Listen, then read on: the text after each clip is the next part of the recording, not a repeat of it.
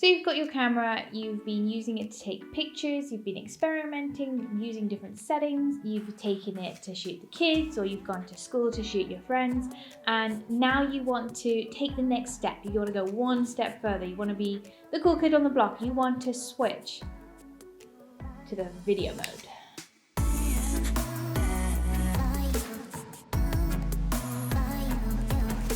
So I know a lot of people find video scary.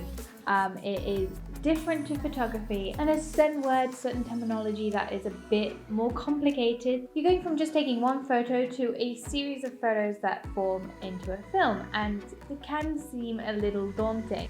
I'm going to talk about some of the camera basics for video that you're going to need if you want to go out and shoot and make a movie or a film or a YouTube video. So first things first, I need you to go watch this video about shutter speed, ISO and aperture. We're just going to do this as if you are wanting to set up and go and shoot as quickly as possible. So specifically, we're going to talk about frame rate and resolution, and then we're going to go on to settings and how all three of those work together. Each one of those, depending on what you pick, will have an impact on what you choose for everything else. So let's start with frame rate. This kind of goes hand in hand with resolution. So you have to kind of think ahead about what you're going to be filming. Are you going to be sitting and doing a YouTube video, a tutorial like I am doing here? Or are you going to be going outside and shooting something really epic? Whatever it is you want to film, you have to kind of think in advance. So for frame rate, we have different frame rates. So this is how many pictures are being captured per second. And when we come to a film, it is multiple pictures that have been captured really, really quickly. And it's when we have all those different images put together into a sequence that we have a video. So frame rate, we have different frames to choose from. You have 25, 50 and 100, or you have 24, 30, 60 and 120.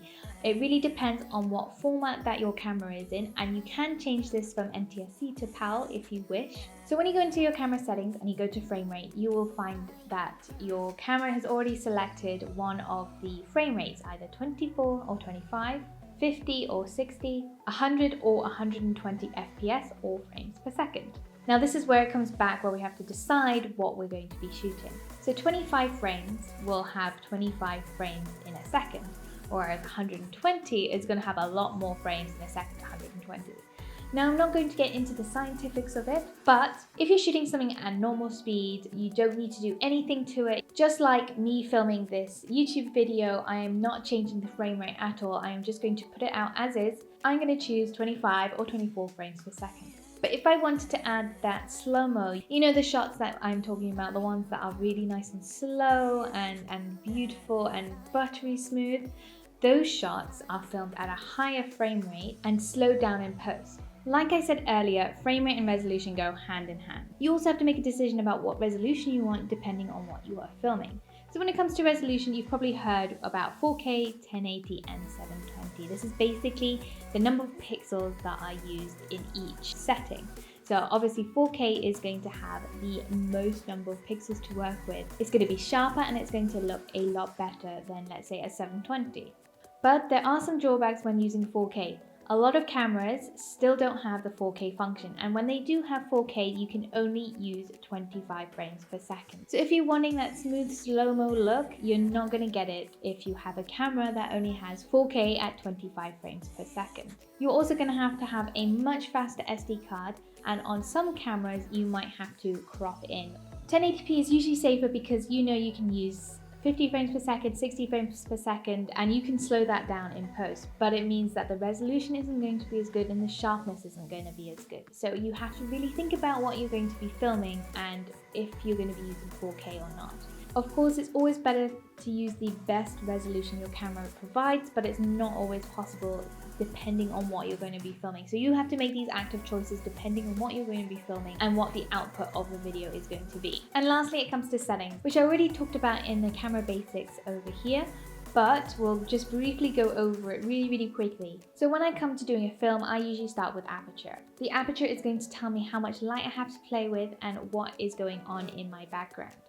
Usually I will have my aperture really low at a 1.8 or 2.8 depending on what my lens is letting me do, and this is because I want to have the bokeh in the background, but I want my person, my subject, to look quite crisp. So that's why I would go to around a 1.8 or a 2.8 depending on the lens. However, if I was filming something, let's say a performance on a stage, or if I've got a lot of people in my frame, I will bring my aperture higher to around 3.5, f5, just so I can make sure that everything and everyone is in focus. When it comes to shutter speed, the golden rule is to always have your shutter speed double that of your frame rate. Let's say you've chosen 25 frames, your shutter speed is going to be 1/50. I'm usually filming a lot of things in slow-mo, so what I'm going to do is I'm going to have my frame rate at 50 frames per second and my shutter speed at 1/100. That means I'm not going to have any jittery going on. It's not going to look strange when it comes into video. You can definitely tell the lower you go on your shutter speed, the more jittery and the more weird the video becomes. Try it out, it's really unusual. And then when we come to ISO, it just really depends on how much light you have available. You can add your ISO or you don't have to. It really depends. If you're outside, you're probably going to just be at 100 ISO. But if you're inside, you can bring that up a little bit, let's say to about 500.